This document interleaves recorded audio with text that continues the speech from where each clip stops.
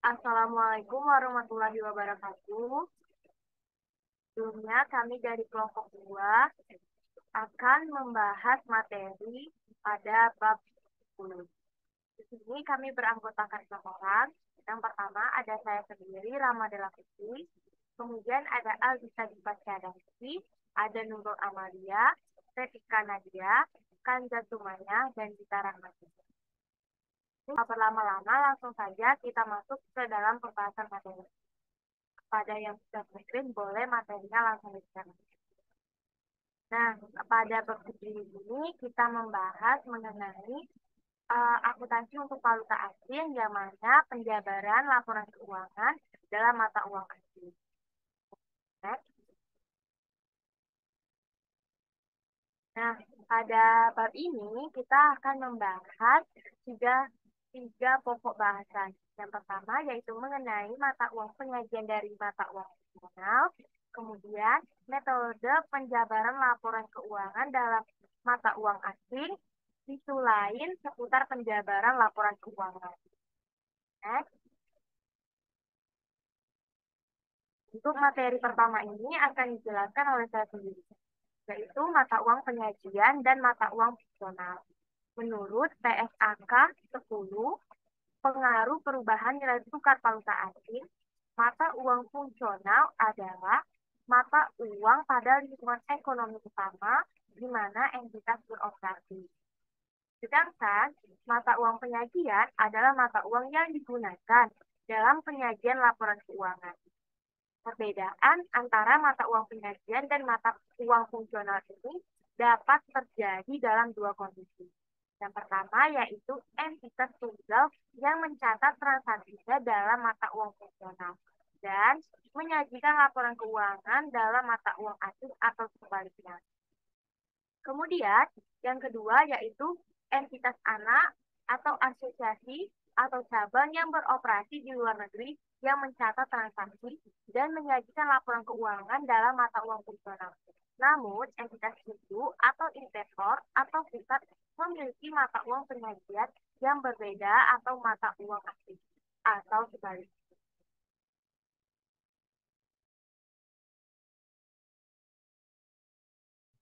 Baik, untuk selanjutnya itu kita akan melihat salah satu metode penjabaran dari laporan keuangan dalam mata uang asing.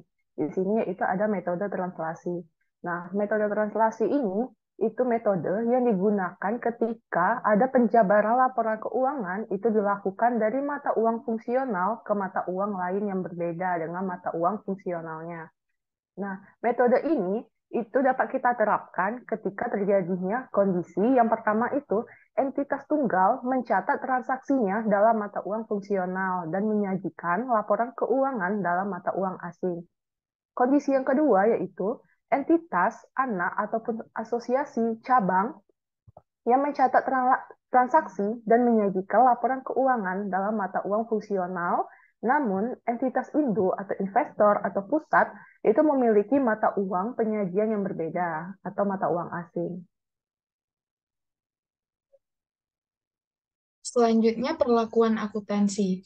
Nah, sesuai dengan PSAK 15, revisi 2014, investasi pada entitas asosiasi dan ventura bersama, jika entitas induk dan atau investor menggunakan metode ekuitas atas investasinya pada entitas anak atau asosiasi yang dijabarkan laporan keuangannya, maka penghasilan komprehensif lain tersebut juga diakui sebesar proporsi kepemilikan sebagai penghasilan komprehensif lain oleh entitas induk atau investor.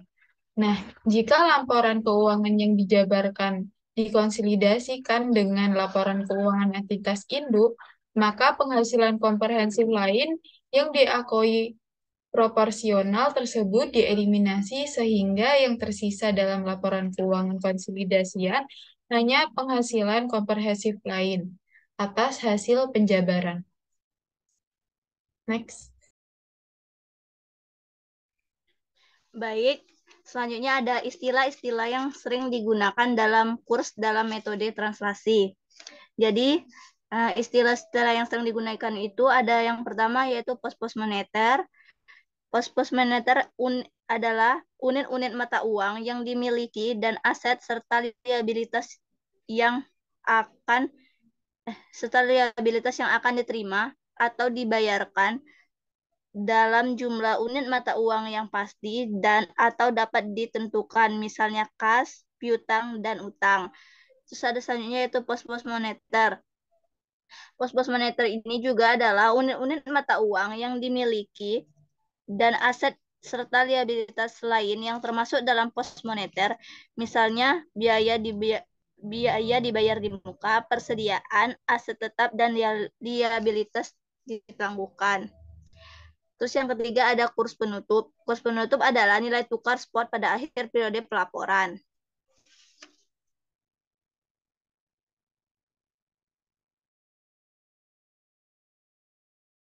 Kemudian schedule. Yang pertama, kurs akuisisi. Kurs akuisisi merupakan nilai spot pada tanggal akuisisi. Kemudian saldo laba pra-akuisisi. Saldo laba pra-akuisisi merupakan saldo laba pada saat ekuitas diakuisisi oleh investor. Kemudian saldo laba pasca akuisisi. Saldo laba pasca akuisisi merupakan saldo laba pada periode setelah ekuitas diakuisisi oleh investor.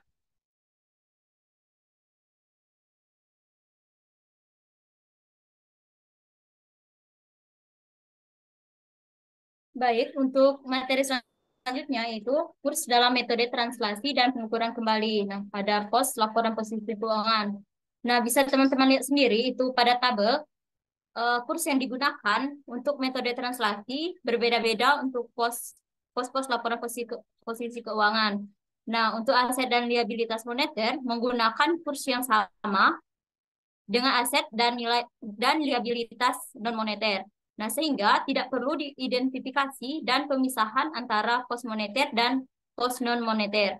Nah, modal saham dan saldo laba pra-akuisisi dijabarkan dengan kurs tanggal akuisisi. Nah, pada periode setelah akuisisi, hanya modal saham yang dijabarkan dengan kurs tanggal akuisisi. Next. Nah, kemudian ada kurs dalam metode translasi dan pengukuran kembali pada pos laba rugi. Nah, berdasarkan tabel di PPT, kurs yang digunakan untuk metode translasi juga berbeda-beda untuk pos-pos laporan laba rugi. Nah, untuk pendapatan dan beban moneter menggunakan kurs yang sama dengan pendapatan dan beban non moneter, sehingga tidak perlu identifikasi dan pemisahan antara pos moneter dan non moneter. Nah, untuk pos laporan laba rugi pada dasarnya menggunakan kurs akrual, yaitu kurs tanggal transaksi. Nah, namun karena banyaknya transaksi terkait pendapatan dan beban, dengan alasan praktisan, perusahaan dapat juga menggunakan kurs rata-rata sepanjang tahun. Nah, dividen dan pembagian laba lainnya dijabarkan dengan kurs aktual, yaitu kurs pada tanggal diumumkan. Nah, dengan demikian, pada metode translasi, hanya ada 5 jenis kurs yang digunakan, yaitu kurs tanggal akuisisi ekuitas, kurs penutup periode sebelumnya, kurs penutup periode berjalan, kurs rata-rata periode berjalan, dan kurs tanggal dividen. Mungkin itu saja dari saya. Kemudian penyajian dan pengungkapan. Penyajian laporan keuangan atas penjabaran laporan keuangan pada dasarnya sama dengan penyajian laporan keuangan pada umumnya.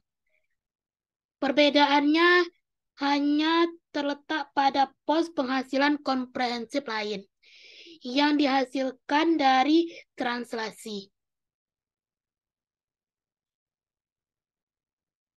Penghasilan komprehensif lain tersebut disajikan sebagai komponen ekuitas, seperti halnya penghasilan komprehensif lainnya. Yang pertama, kebijakan akuntansi atas penjabaran laporan keuangan dalam mata uang asing. Kedua, selisih nilai tukar neto diakui dalam pendapatan komprehensif lain dan diakumulasikan dalam komponen ekuitas terpisah. Dan juga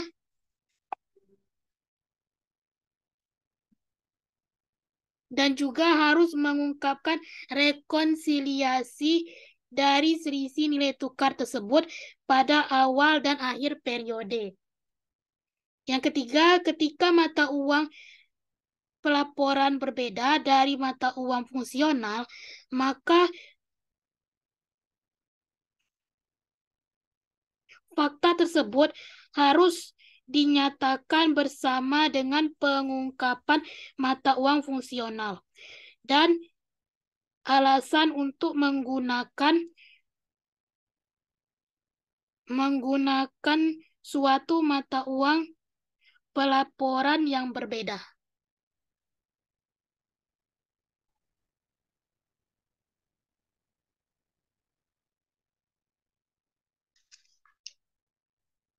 Next.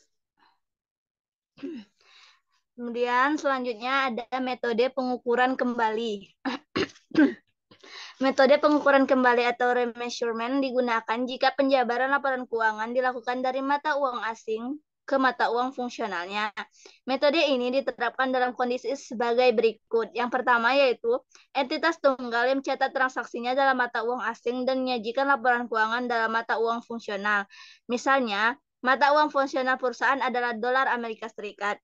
Namun karena alasan tertentu, perusahaan memilih pencatatan transaksi dilakukan dalam mata uang rupiah, sehingga menghasilkan laporan keuangan awal dalam rupiah.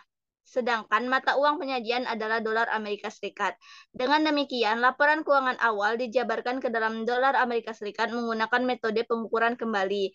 Kondisi seperti ini jarang terjadi, karena kecil kemungkinan perusahaan yang mata uang fungsionalnya dan penyajiannya sama, namun memilih melakukan pencatatan dalam mata uang lain.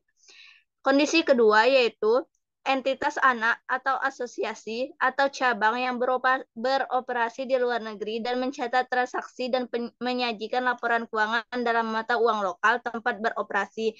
Namun mata uang fungsionalnya sebenarnya sama dengan entitas induk atau investor atau pusat. Hal ini umumnya terjadi pada entitas anak atau asosiasi atau cabang yang diwajibkan oleh otoritas setempat untuk menyajikan laporan keuangan dalam mata uang negara setempat, walaupun bukan mata uang fungsionalnya. Dengan demikian, laporan keuangan entitas anak atau asosiasi cabang dijabarkan menggunakan metode translasi dari mata uang negara setempat ke dalam mata uang fungsionalnya yang juga merupakan mata uang penyajian entitas induk atau investor atau pusat.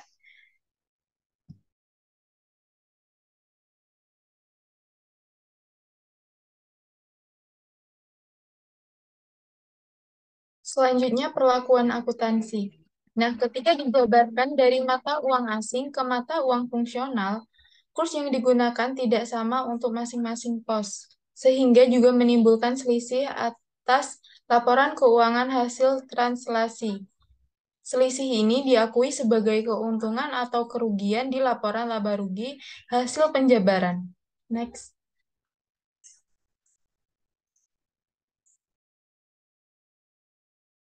Selanjutnya yaitu mengenai penyajian dan pengungkapannya, di mana penyajian laporan keuangan atas penjabaran laporan keuangan pada dasarnya sama dengan penyajian laporan keuangan pada umumnya. Keuntungan atau kerugian penjabaran dengan metode pengukuran kembali itu disajikan dalam laporan laba rugi konsolidasi. Nah, berikut ada hal-hal yang perlu dilihat. Yang pertama itu kebijakan akuntansi atas penjabaran laporan keuangan dalam mata uang asing. Yang kedua, kita perlu melihat jumlah dari selisih nilai tukar yang diakui dalam laba rugi. Yang ketiga, ketika mata uang pelaporan berbeda dari mata uang fungsionalnya, maka fakta tersebut itu harus dinyatakan bersama dengan pengungkapan mata uang fungsional dan alasan untuk menggunakan suatu mata uang pelaporan yang berbeda tersebut. Nah, yang keempat itu, ketika entitas menyajikan laporan keuangan atau informasi keuangan lain di dalam suatu mata uang yang berbeda, baik dari mata uang fungsionalnya maupun dari mata uang pelaporannya, maka entitas tersebut itu harus Nah, entitas tersebut harus mengidentifikasi dulu secara jelas informasi sebagai informasi tambahan untuk membedakan dari informasi yang tunduk dari PSAK tadi. Yang kedua itu perlu mengungkapkan mata uang di mana informasi tambahan tersebut disajikan. Yang ketiga itu kita perlu mengungkapkan mata uang fungsional entitas dan metode penjabaran yang digunakan untuk menentukan informasi tambahan. Pokok bahasan selanjutnya yaitu mengenai isu-isu lain seputar penjabaran laporan keuangan. Yang pertama ada perubahan mata uang fungsional, yang mana mata uang fungsional suatu perusahaan dapat berubah seiring berubahnya faktor-faktor yang mempengaruhi kriteria mata uang fungsional itu sendiri. Mata uang fungsional ini dapat berubah hanya jika terdapat perubahan pada transaksi, kejadian-kejadian, dan kondisi-kondisi yang mendasari hal tersebut.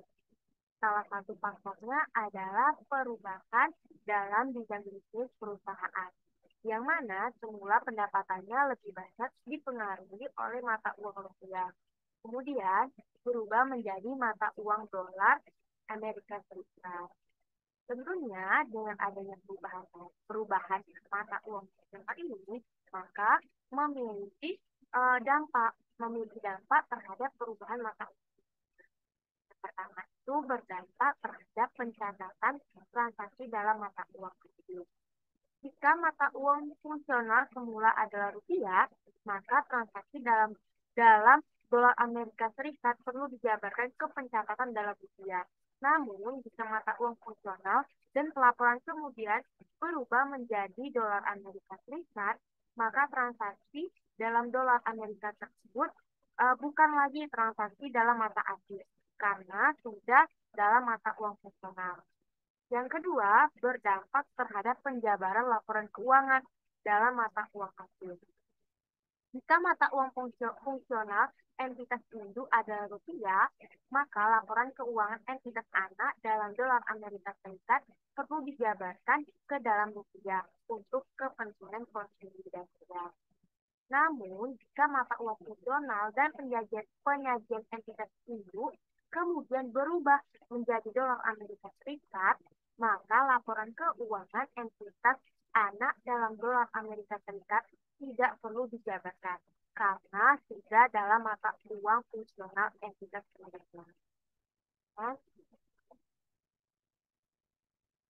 Yang ketiga yaitu berdampak terhadap metode penjabaran laporan keuangan dalam mata uang asing. Jika mata uang fungsional dan penyajian entitas induk adalah rupiah, maka laporan keuangan entitas anak dalam dolar Amerika Serikat perlu dijabarkan ke dalam rupiah untuk kepentingan konsolidasi dengan metode translasi. Namun, jika mata uang fungsional entitas anak kemudian berubah menjadi rupiah, sedangkan mata uang pelaporan tetap dalam dolar Amerika Serikat, maka laporan keuangan entitas anak dalam dolar Amerika Serikat dijabarkan dengan metode pengukuran kembali untuk konsolidasi dengan entitas itu. Next. Kemudian ada transaksi antar entitas. Salah satu tujuan penjabaran laporan keuangan adalah untuk keperluan konsolidasi dengan entitas induk.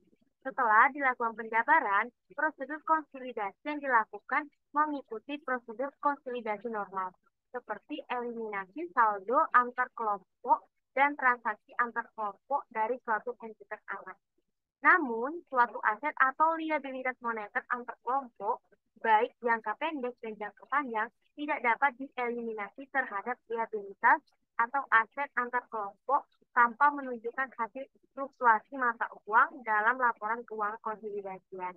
Hal ini karena pos moneter menggambarkan suatu komitmen untuk mengonversi suatu mata uang ke dalam mata uang lain, dengan mengakibatkan perusahaan memiliki resiko atas keuntungan atau kerugian melalui fluktuasi mata uang.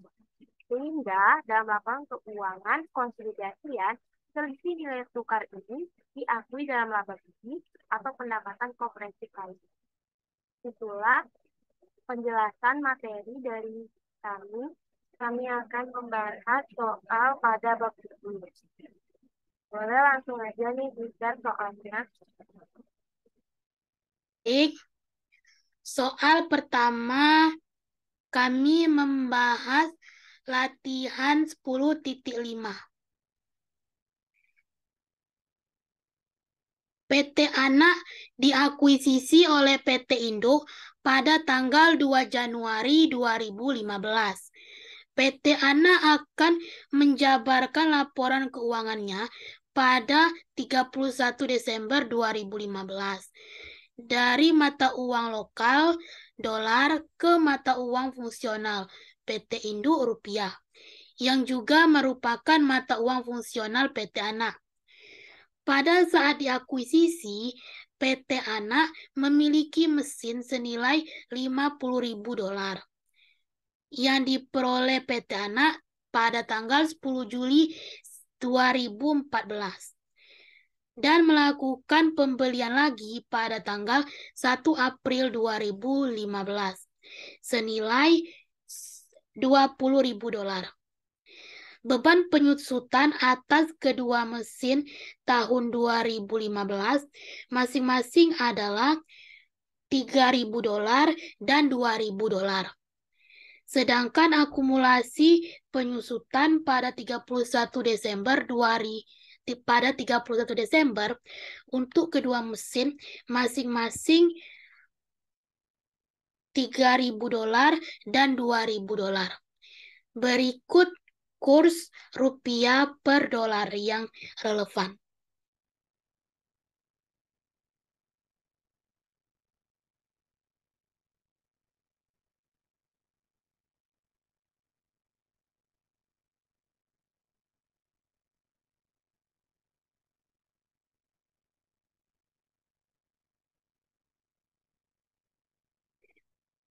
Diminta berapakah nilai penjabaran atas mesin, beban penyusutan, dan akumulasi penyusutan pada Desember 2015.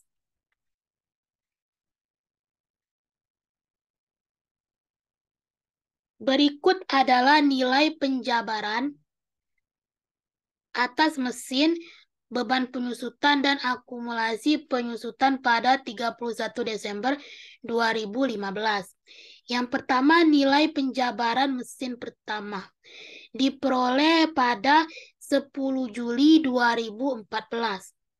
$50.000 dikali dengan 12.200 dibagi dengan 11.950,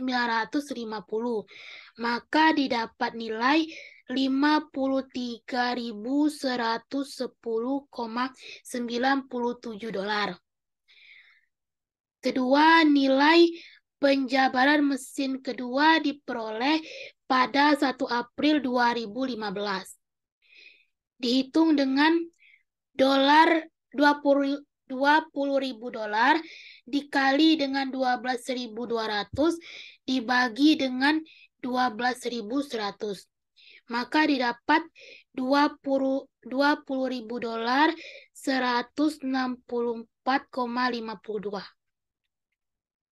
Kemudian beban penyusutan mesin pertama $3.000 dikali dengan 12.200 dibagi dengan 12.000, maka didapat $3.066. Kemudian beban penyusutan mesin kedua $2.000 dikali dengan 12.200 dibagi dengan 12.100 didapat $42,86. Selanjutnya, akumulasi penyusutan mesin pertama $13.000 dikali dengan 12.200 dibagi dengan 12.000, maka didapat $13.199. Dan terakhir, akumulasi penyusutan mesin kedua $2.000 dikali dengan 12.200 dibagi 12.100 sama dengan 2.042,86 dolar. Jadi, nilai penjabaran mesin pertama adalah 53.110,97 dolar. Penjabaran mesin kedua 20.164,52 dolar. Beban penyusutan mesin pertama 3.066 dolar. Beban penyusutan mesin kedua 2.042,86 dolar. Dan akumulasi penyusutan mesin pertama adalah 13.199 dolar dan akumulasi penyusutan mesin kedua 2.042,86 dolar. Mungkin itu saja yang dapat saya jelaskan. Oke, baik. Kita akan langsung masuk ke soal yang 10.5.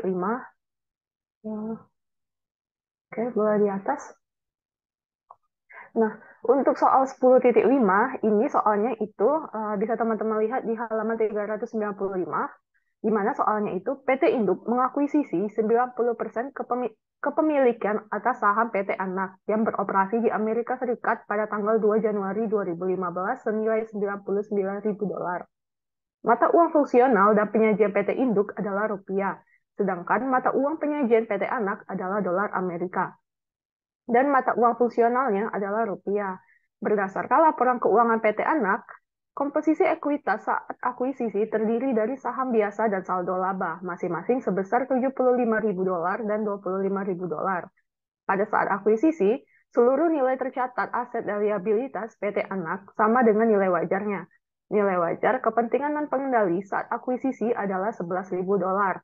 PT Anak mengumumkan laba dan dividen pada 1 April 2015 untuk tahun 2015 masing-masing senilai 7.500 dolar dan 3.000 dolar. PT Induk mencatat investasinya pada PT Anak dengan metode ekuitas. Pada tahun 2015 tidak terdapat penurunan nilai atas goodwill. Nah, bisa teman-teman lihat di share screen itu ada kurs yang relevan untuk tahun 2015 dan juga ada neraca saldo PT Induk dan PT Anak pada 31 Desember 2015. Selain itu juga ada rincian perolehan beberapa aset PT Anak pada tanggal dan kurs terkait. Nah, di sini diminta yang pertama itu tentukan jenis penjabaran laporan keuangan yang diterapkan oleh PT Anak untuk kepentingan konsolidasi dengan PT Induk. Yang kedua itu hitunglah goodwill yang terjadi atas akuisisi. Yang ketiga itulah buatlah jurnal pencatatan PT Induk atas investasi pada PT Anak tahun 2015. Yang keempat itu buatlah kertas kerja penjabaran laporan keuangan tahun 2015. Dan yang terakhir itu buatlah kertas kerja konsolidasi tahun 2015 berikut perhitungan yang diperlukan. Boleh next. Nah, jadi yang pertama itu tadi kita diminta untuk menentukan jenis penjabaran laporan keuangan yang diterapkan oleh PT Anak untuk kepentingan konsolidasi dengan PT Induk. Jadi, pada soal tadi, laporan keuangan PT Anak ini itu harus dijabarkan ke dalam mata uang laporan keuangan PT Induk, di mana penjabaran yang dimaksud di sini yaitu kita menggunakan penjabaran pengukuran kembali. Kenapa menggunakan penjabaran pengukuran kembali? Karena di sini metode pengukuran kembali itu kan digunakan jika penjabaran laporan keuangannya itu dilakukan dari mata uang asing ke mata uang fungsional. Nah, seperti yang telah ada di soal sebelumnya, bahwa PT Induk itu menggunakan mata uang fungsionalnya itu adalah rupiah, sedangkan PT Anak ini tadi menggunakan mata uang penyajiannya itu adalah dolar Amerika. Sehingga pada kasus ini kita perlu menjabarkan mata uang ini itu menjadi menggunakan metode pengukuran kembali. Nah, yang kedua itu tadi kita diminta untuk menghitung goodwill yang terjadi atas akuisisi tersebut. Nah, jadi untuk menghitung goodwill-nya, di sini kita melihat nilai akuisisi dan nilai wajar dari kepentingan non-pengendalinya dulu. Nah, di sini itu ada sebesar 110.000 dolar. Didapat 110.000 dolar ini itu dari kan pada tanggal 2 Januari tadi itu PT Induk ini ada mengakuisisi 90% kepemilikan atas PT anak di Amerika Serikat sebesar $99.000. Nah, sedangkan nilai wajar kepentingan non pengendali saat akuisisi ini itu ada $11.000 Amerika. Jadi $99.000 tadi, $99.000 tadi itu kita tambahkan dengan $11.000 dan dapatlah $110.000. Selanjutnya yaitu karena kurs pada hari tersebut adalah 12.000, maka kita kalikan $110.000 itu dikalikan dengan 12.000 dan dapatlah jika dijabarkan dalam rupiah 1.320.000.000. Dan untuk penilai tercatat atas aset bersihnya, seperti yang tertera di soal itu ada saham biasa dan saldo laba masing-masing sebesar $75.000 dan $25.000. Artinya nilai tercatat aset bersihnya itu ada $100.000 dikalikan dengan kurs saat itu yaitu $12.000, maka didapatlah jika dijabarkan ke dalam rupiah 1.200.000.000. Sehingga untuk menghitung goodwill-nya, goodwill pada hari tersebut itu ada $10.000 atau jika dirupiahkan adalah 120 juta rupiah.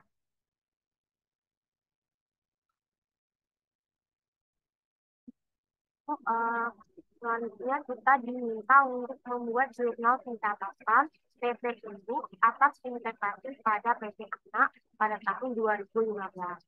Nah, yang pertama itu kita harus mencatat jurnal untuk investasi awal, yang mana pada tanggal 2 Januari 2015 tadi itu mengakuisisi sebesar $99.000.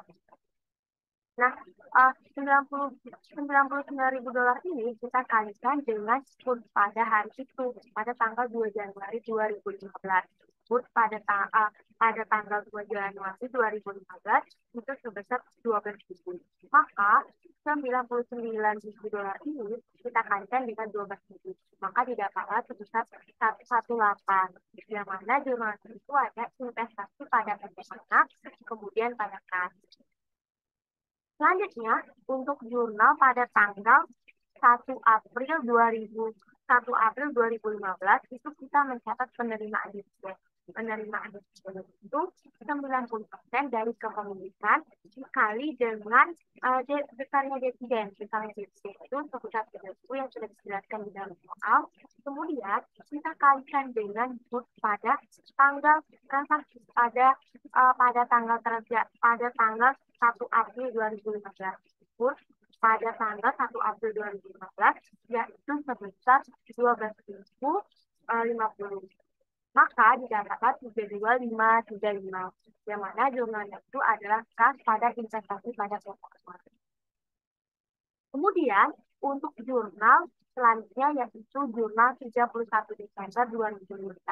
Jurnal ini untuk mencatat pengakuan bagian laba atas PT Anak, yang mana 90% kita kalikan 90% yaitu proporsi kepemilikan kita kalikan dengan pendapatan sebesar 364.500 ini didapatkan dari neraca saldo dikurangkan dengan beban pokok penjualan sebesar 9.500, kemudian dikurangkan dengan beban pendidikan kita kurangkan dengan beban operasi, maka didapatlah 86.175. Jurnalnya yaitu investasi pada PT Anak, kemudian bagian laba atas PT Anak. Oke, selanjutnya perhitungan jurnal eliminasi. Nah, di sini ada saldo laba 1 Januari 2015. Nah, saham biasa ini didapat dari neraca saldo dan saldo laba ini juga didapat dari neraca saldo. Nah, untuk PT Induk itu proporsi kepemilikannya yaitu 90% dan kepentingan non pengendali ini adalah 10%. Nah, untuk mencari PT Induk ini caranya adalah saham biasa ditambah dengan saldo laba terus dikali dengan 90%. Nah, kalau kepentingan non pengendali ini dikali dengan 10%. Lalu laba bersih ini didapat dari dapat dari neraca saldo yaitu pendapatan dikurang beban pokok penjualan, dikurang beban penyusutan, dikurang beban operasi, dan dikurang rugi pengukuran kembali. Nah, jadi didapatlah 95.750.000. Nah, untuk PT Induk ini dikali dengan 90% dan kepentingan non pengendali ini dikali dengan 10%. Lalu dividennya itu di saldo laba yaitu 36.150.000. Nah, ini didapat dari neraca saldo yang ada di soal.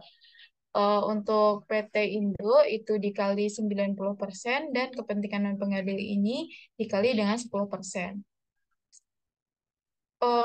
Untuk saldo laba 31 Desember 2015 ini adalah total dari saldo laba sampai dengan dividen.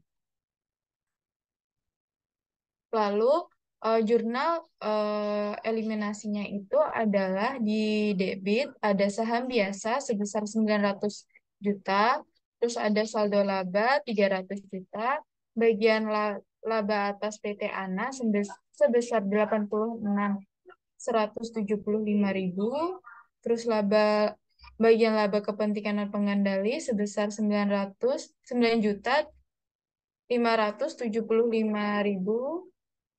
Dan di kredit ada dividen diumumkan sebesar 36.150.000, lalu ada investasi pada PT Anak sebesar 1.133.640.000. Lalu ada kepentingan non pengendali sebesar 125.960.000. Baik, untuk selanjutnya itu ada perhitungan jurnal eliminasi untuk goodwill. Nah, untuk saldo goodwillnya itu sebesar 120 juta, itu didapat dari pada nomor 2 tadi, bisa dilihat pada nomor 2 tadi, sebesar 120 juta. Kemudian untuk PT Induk itu kepemilikannya sebesar 90% dan PT Anak sebesar 10%. Nah, untuk penurunan nilainya itu tidak ada. Kemudian untuk saldo pada 31 Desember 2015 itu langsung saja diturunkan dari yang saldo awal 1 Januari 2015 itu dijadikan sebagai saldo pada 31 Desember 2015. Nah, untuk jurnal eliminasinya yaitu goodwill sebesar 120 juta, investasi pada PT Anak sebesar 108 juta, dan kepentingan non pengendali sebesar 12 juta.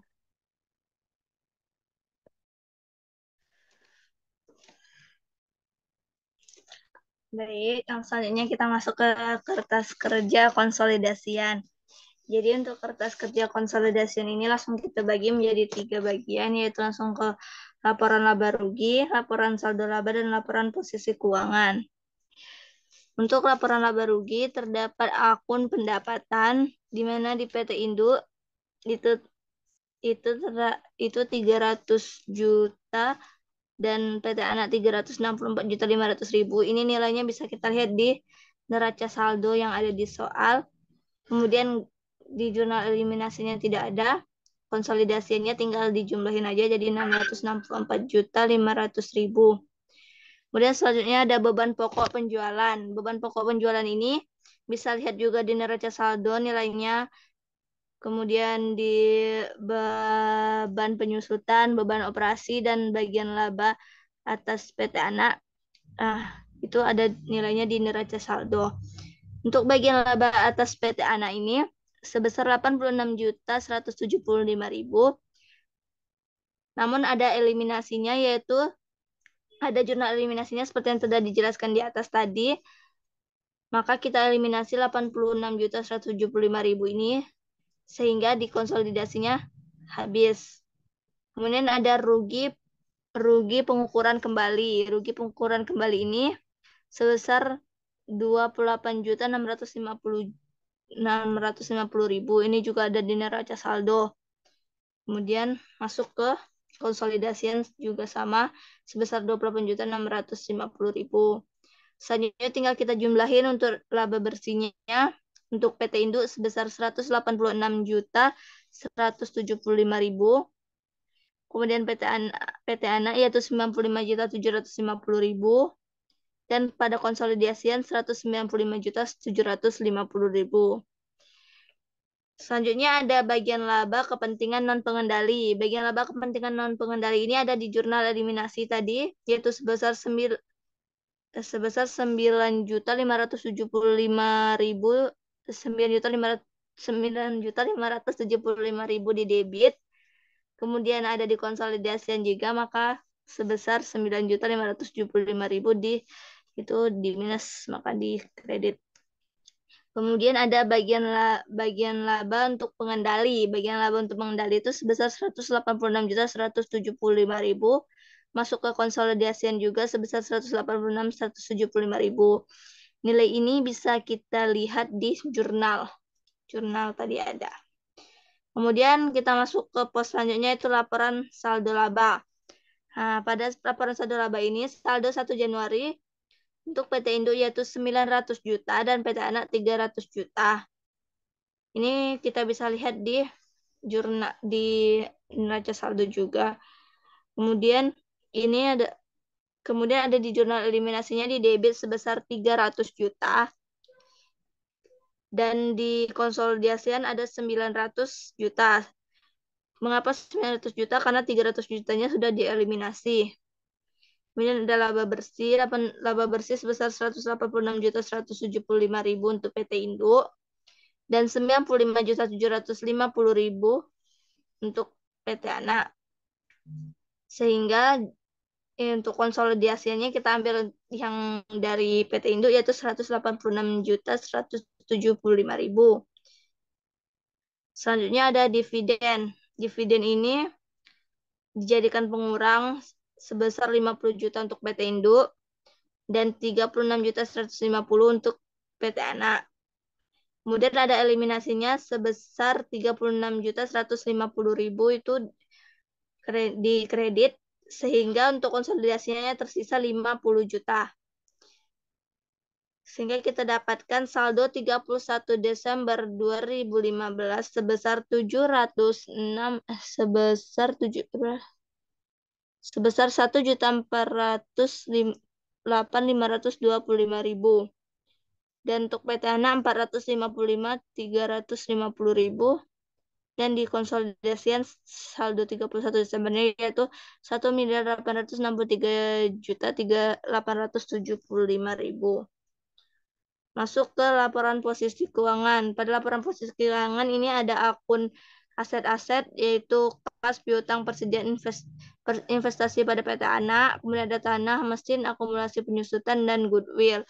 Nah, ini nilainya untuk PT Anak dan PT Induk bisa kita lihat di neraca saldo. Tapi ada pada akun investasi pada PT Anak, ini ada di jurnal eliminasinya di kredit sebesar 1.133.640.000 dan 108 juta. Ini bisa kita lihat di jurnal eliminasi yang telah dijelaskan oleh teman saya tadi. Kemudian konsolidasinya habis untuk investasi pada PT Anak. Nah, selanjutnya ada goodwill. Goodwill ini 120 juta seperti yang udah dijelaskan tadi pada soal nomor 2, yaitu 120 juta untuk goodwill-nya. Sehingga didapatkan jumlah aset untuk PT Induk yaitu 2.166.575.000 dan jumlah aset untuk PT Anak yaitu 1.442.600.000 dan pada konsolidasian yaitu 2.487.535.000. Selanjutnya untuk akun liabilitas dan ekuitas. Nah, ini ada utang usaha, utang bank, saham biasa, saldo laba, dan kepentingan non-pengendali.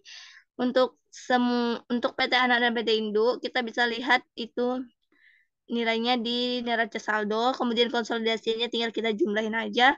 Namun pada saham biasa itu 900.000-nya itu dieliminasi, bisa kita lihat tadi di jurnal eliminasi 900.000 dieliminasi, diletakkan di debit sehingga sisanya dikonsolidasikan ada 1 miliar.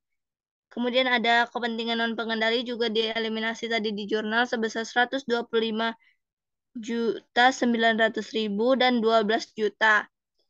Nah, sehingga didapatkanlah jumlah liabilitas dan ekuitas pada PT Induk yaitu 2.030.400.000 dan PT Anak 1.383.383 juta dan dikonsolidasikan 2.651.360.000.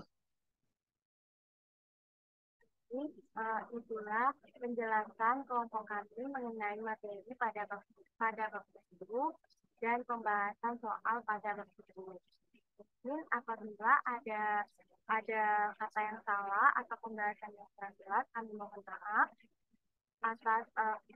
maaf atas kekurangannya. Kami juga mohon maaf, kami akhiri. Wabillahi taufiq wal hidayah. Wassalamualaikum warahmatullahi wabarakatuh.